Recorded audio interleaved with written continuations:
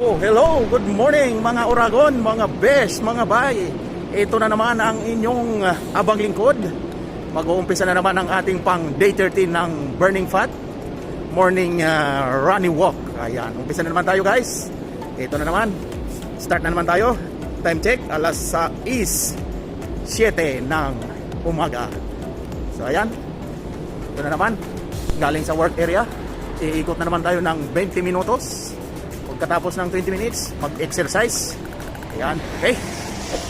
So ayan guys, tuloy-tuloy lang ang aking running walk. Lakad takbo. Malabas na yung aking pawis-pawis. So ayun guys, pahinga muna, lakad ulit. So this is the 13th day of my morning daily walk.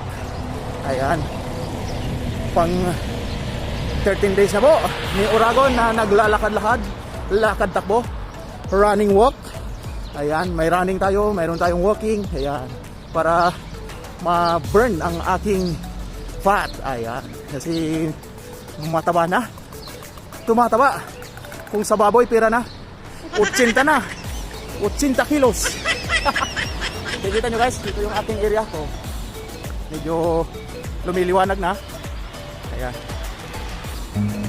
So, let's run again. Run. Run.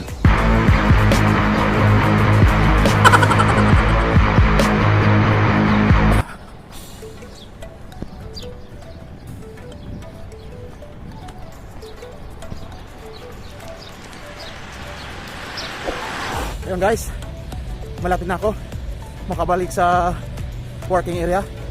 Mag-exercise na naman pagdating doon. Hingal din, lakad takbo.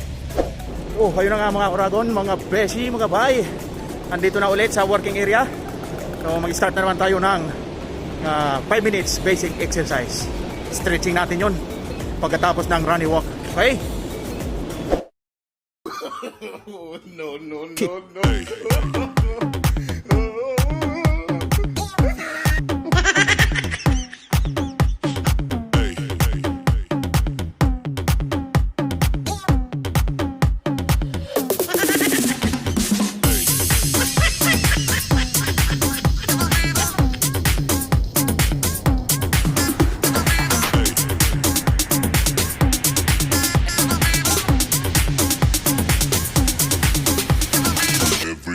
Shake it, baby.